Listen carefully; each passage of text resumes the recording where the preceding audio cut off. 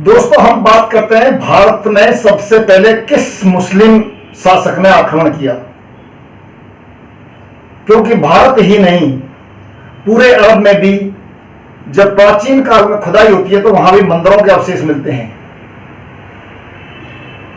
और यह सबको मालूम है कि 622 में मोहम्मद पैगंबर या प्रॉफिट मोहम्मद ने इस्लाम धर्म चलाया था।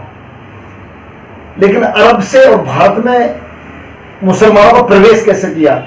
तो सबसे पहले भारत पर आक्रमण करने वाला जो शासक क्या था? अरब का जो खलीफा था हुज्जाज बिन यूसुफ, उसका दामाद जो उसका भतीजा भी था और उसका सेनापति था, उसे आदेश दिया गया कि आप हिंदुस्तान पर आक्रमण कीजिए। और आक्रमण करने के जो कारण हैं वो सबसे बड़ा कारण तो था लूटपाट का, लेकिन एक और कारण माना जाता है या बताया जाता है, जो चचनामा नामक पुस्तक है उससे ली हुई चीजें मैं बताता हूं कि उसमें यह कहा गया है कि वहां खलीफाओं में जब युद्ध हुआ तो वहां से खलीफा के विरोध करने वालों में से कुछ भाग के राजा दाहिर के एरिया में आ जाते हैं, यानी मकराना में आके छिप जाते हैं। और जिनका सहयोग राजा दाहिर, जो सिंध का शासक था, जो सेन वंश का अंतिम शासक था, उसने उनका सहयोग किया। ये दूसरा कारण बताया जाता है। लेकिन विदेशी जितने भी हिंदुस्तान पर आक्रमण हुए हैं सब लूटपाट के लिए हुए हैं, क्योंकि भारत को सोने की चिड़िया माना जाता था। अब होता क्या है, 712 में मोहम्मद बिन कासिम सिंध पर आक्रमण कर देता है। सिंध नदी के किनारे पर मोहम्मद बिन कासिम का सामना होता है राजा दाहिर से, और राजा दाहिर और मोहम्मद बिन कासिम दोनों में युद्ध होता है। दोनों में युद्ध होने पर जो राजा दाहिर का जो भाई था चंद्रसेन, जो राजा दाहिर से पहले सिंध प्रांत का या सेन वंश का शासक था, जो बौद्ध धर्म को मानने वाला था, तो दोनों में अनबन थी। तो कहा जाता है कि मोहम्मद बिन कासिम का सहयोग राजा दाहिर के बड़े भाई चंद्रसेन ने दिया था, और जिसकी वजह से राजा दाहिर को हार का मुंह देखना पड़ा। 712 ईस्वी में राजा दाहिर पराजय हुआ और उनका बेटा जयसिंह भी युद्ध में मारा गया। अब मोहम्मद बिन कासिम ने लूटपाट की। उसके बाद राजा दाहिर की दोनों बेटियों को, सूर्य देवी और परमल को पकड़ते हैं और भेंट स्वरूप खलीफा हुज्जज बिन यूसुफ के पास भेज देते हैं।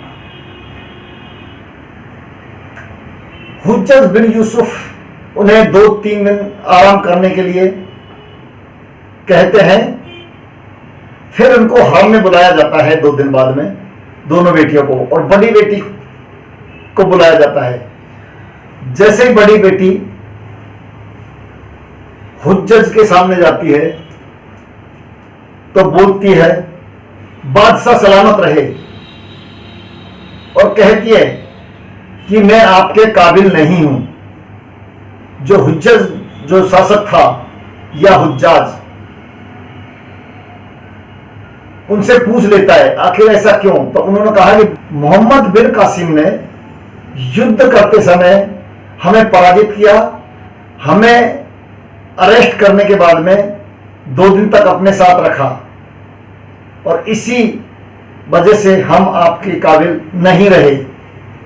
तो इस चीज से हुज्जाज बहुत क्रोधित हुआ और आदेश दिया गया कि मोहम्मद बिन कासिम को पकड़ के लाया जाए, और आदेश यह भी था कि उसको बक्से में बंद करके लाया जाए।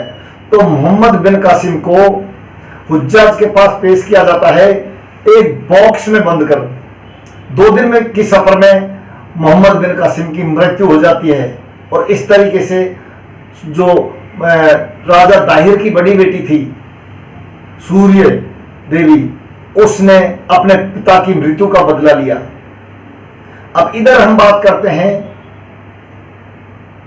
कि राजा दाहिर की मृत्यु जब हुई, उसके साथ उनका बेटा जयसिंह भी मारा गया और जम्मू कश्मीर का अंतिम ब्राह्मण राजा का पतन हुआ। आपकी जानकारी के लिए बता दें कि सिंध, मुल्तान, बलूचिस्तान ये सारे के सारे उस समय भारत में हुआ करते थे। भारत का क्षेत्र अफगानिस्तान तक था। तो दोस्तों, इतिहास के कुछ छोटे छोटे टॉपिक आपको लाया करूंगा जानकारी जुटाकर। यदि आपको इतिहास के इस तरीके की छोटी छोटी घटनाएं जानने का शौक है तो इस चैनल को सब्सक्राइब करें। धन्यवाद आपका वीडियो देखने के लिए।